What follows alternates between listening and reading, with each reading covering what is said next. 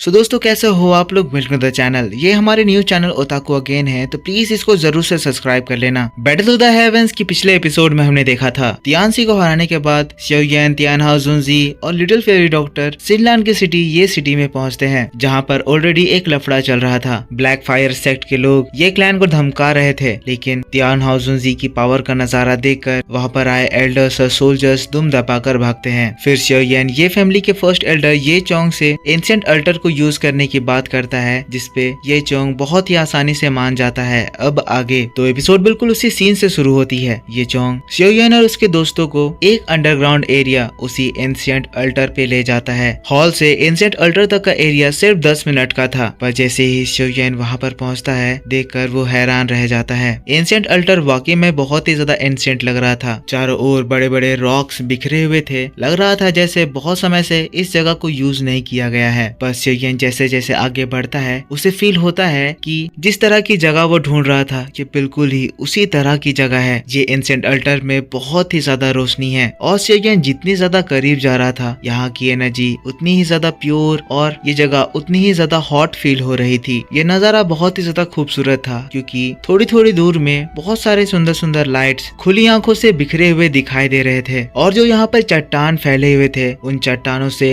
Light reflect होकर एक dark colour के स्टोन टेबलेट की ओर इकट्ठा हो रही थी। जिसके बाद ये चोंग xiaoyan को इस जगह के बारे में बताते हैं। कहते हैं, फ्रेंड xiaoyan, जो आप ये स्टोन टेबलेट देख रहे हैं, इसी स्टोन टेबलेट के जरिए हम लोग अंडरग्राउंड पैसेज खोलते हैं, जो कि इस जगह को अंडरग्राउंड से कनेक्ट करता है। उस अंडरग्राउंड एरिया से फिर हम लोगों को फायर सीडलिंग्स मिलती है, और यहाँ पे फैली रोशनी की मदद से वो फायर सीडलिंग सन फ्लेम में कन्वर्ट हो जाती है। पर मुझे ये बताते हुए बहुत ज्यादा दुख हो रहा है कि कुछ समय से इस अंडरग्राउंड जगह से फायर सीडलिंग का प्रोडक्शन रुक गया है। इसी वजह से अब हम लोग सन फ्लेम क्रिएट नहीं कर सकते हैं। xiaoyan थोड़ा सा सैड होकर सिर हिलाता है। ये चोंग के इमोशंस को सपोर्ट करता है, पर xiaoyan को इस जगह पर सन फ्लेम की कोई भी जरूरत नहीं है। उसे तो बस एक ब्राइट प्लेस चाहिए थी, जहाँ पर वो लिटिल फेरी डॉक्टर के पोजन बॉडी को इरप्ट होने से सप्रेस कर सके। जिसके बाद वो उस एंशिएंट अल्टर को देखता है, और फिर लिटिल फेरी डॉक्टर से कहता है, लिटिल फेरी डॉक्टर, अल्टर में एंटर हो जाओ। xiaoyan की बात को सुनकर लिटिल फेरी डॉक्टर थोड़ी सी घबराती है। उसके मन में टेंशन अराइज हो रहा है, क्योंकि अभी वो समय है जिसके बाद वो इस वोफुल पॉइजन बॉडी से छुटकारा पा लेगी। लिटिल फेरी डॉक्टर को xiaoyan पर पूरा भरोसा है। जिसके बाद वो अल्टर में एंटर करती है, और वैसे ही xiaoyan तियानहाओ जुनजी से कहता है, सीनियर याओ, प्लीज यहाँ पर खड़े होकर हम लोगों को गार्ड कीजिए, कोई भी हम लोगों को इस प्रोसेस के दौरान इंटरप्ट ना करे। तियानहाओ जुनजी हाँ में अपना सिर हिलाते हैं। जिसके बाद उनकी बॉडी शिफ्ट होती है, और बगल में एक बड़े से पेड़ के पास वो अपीयर होते हैं। वहाँ पर वो बैठ जाते हैं, और वहाँ से इन लोगों की निगरानी करने लगते हैं। xiaoyan से कहते हैं, xiaoyan, तुम चिंता मत करो, जब तक इस जगह पर कोई इलाइट दाओ जुन तुम्हें रोकने के लिए ना आ जाए, तुम्हें यहाँ पर होने वाले इंटरप्शन के बारे में थोड़ी सी भी सोचने की जरूरत नहीं पड़ेगी। xiaoyan स्माइल करते हुए अपना सिर हिलाता है। जिसके बाद वो लिटिल फेरी डॉक्टर की ओर देखने लगता है। लिटिल फेरी डॉक्टर जो कि अल्टर में खड़ी हुई थी, उसके चेहरे में हम लोग टेंशन साफ देख सकते थे। xiaoyan ये देखकर फिर फेरी डॉक्टर से कहता है, तुम चिंता मत करो, सब कुछ ठीक हो जाएगा। मुस्कुराते हुए कहता है, चलो अब हम लोगों को ये काम शुरू करना चाहिए। पर फिर सीन यहाँ से शिफ्ट होता है, और हम लोगों को आइस रिवर वैली को दिखाया जाता है। आइस रिवर वैली में वो तियानसी आइस रिवर वैली के चीफ के सामने घुटने में बैठा हुआ है। आइस रिवर वैली चीफ कहते हैं, तियानसी तो तुम आ गए, पर जितना कि मुझे याद है, तुम और भी 48 लोगों के साथ वहाँ पर गए थे, वहाँ से सिर्फ तुम ही अकेले आए हो।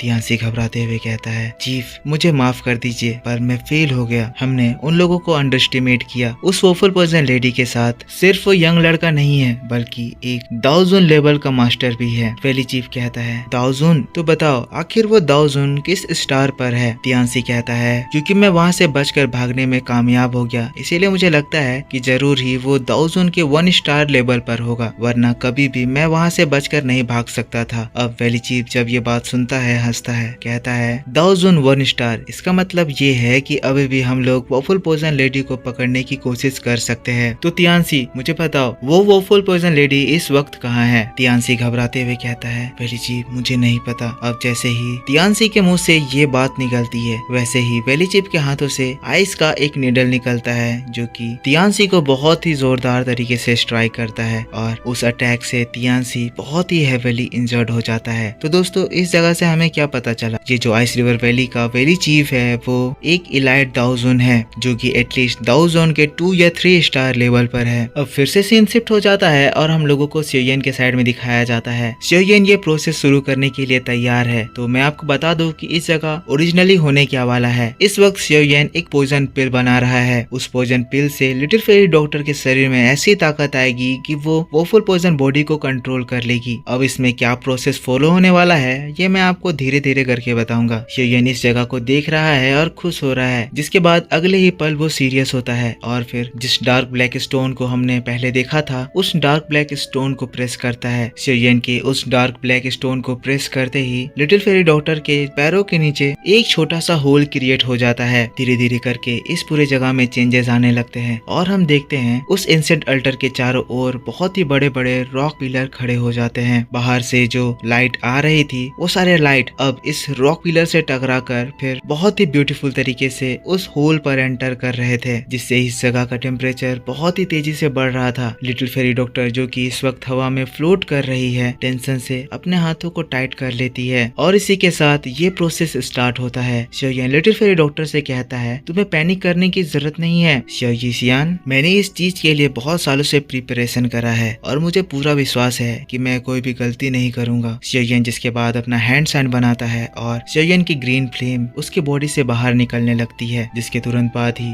वो स्कॉर्पियन बीस्ट का वो मोस्टर कोर बाहर निकाल लेता है। लिटिल फेरी डॉक्टर से कहता है मैं तुम्हारे बॉडी की जितनी भी पॉइजन है उसको तुम्हारे पेट के पास कलेक्ट करूंगा। इस दौरान तुम्हें बहुत ज्यादा पेन होगा पर तुम्हें इस पेन को सहना होगा। लिटिल फेरी डॉक्टर हमें सिर हिलाती है, अपनी आंखों को बंद कर लेती है, पूरी तरह से तैयार है। सियोयन पर उसे विश्वास है क्योंकि सियोयन ही उसका सबसे अच्छा दोस्त है। जिसके बाद वो अपने दूसरे हाथों में एक बॉक्स निकालता है जिसके अंदर बोधिसत्व लिक्विड था। सियोयन स्ट्रेंज फ्लेम को लिटिल फेरी डॉक्टर के बॉडी के अंदर डालता है और वैसे ही मास्टर याला का बोन चिलिंग फ्लेम बाहर आता है। बोन चिलिंग फ्लेम को जिसके बाद अपने फ्लेम से मिक्स करता है और देखते ही देखते 3 तरह के फ्लेम के मर्जर से एक स्ट्रॉन्ग फ्लेम क्रिएट होता है। इस फ्लेम का कलर ग्रीनिश व्हाइट था और दोस्तों सियोयन लिटिल फेरी डॉक्टर की बॉडी से हर एक कोने से पॉइजन को समेटकर उसके पेट पर इकट्ठा कर देता है। लिटिल फेरी डॉक्टर की बॉडी ग्लो कर रही है। मामला बहुत ही ज्यादा इंटेंस हो गया है। पर इसी बात के साथ बैटल थ्रू द हेवंस का ये प्रीव्यू एक्सप्लेनेशन इसी जगह खत्म हो जाता है। तो मेरे दोस्तों आई होप आपको ये वीडियो जरूर पसंद आया होगा। पसंद आया है तो प्लीज इस वीडियो पे लाइक कीजिए और जरूर से इस चैनल को सब्सक्राइब करके बेल आइकन ऑन कर लेना ताकि नेक्स्ट वीडियो की नोटिफिकेशन आपको सबसे पहले मिले। इसके बाद अगली एपिसोड आपके लिए मैं कल शाम 6 बजे इसी चैनल पर अपलोड कर दूंगा, पर उसको देखने के लिए आपको इस वीडियो पे सपोर्ट दिखाना है। मैं होप कर रहा हूँ कि आज बार में इस चैनल पे 10 के सब्सक्राइबर्स पूरे हो जाएंगे। देखते हैं आप लोग कर पाते हैं या नहीं। और दोस्तों मेरे व्हाट्सएप चैनल को जरूर से सब्सक्राइब कर लेना, जिसका लिंक मैं आपको इस वीडियो के डिस्क्रिप्शन में दे रहा हूँ, ताकि जब भी प्रॉब्लम आए तो मैं आपको वहाँ पर इन्फॉर्म कर दूं और गलती से मेरा सारा चैनल डिलीट भी हो जाए तब भी वहाँ पर इन्फॉर्म करके मैं आपके लिए एक दूसरा चैनल बनाऊं जिसमें मैं आपके लिए न्यू वीडियोस डालूं। तो मैं मिलता हूँ आपसे नेक्स्ट वीडियो में, तब तक के लिए take care, bye bye and thanks for watching.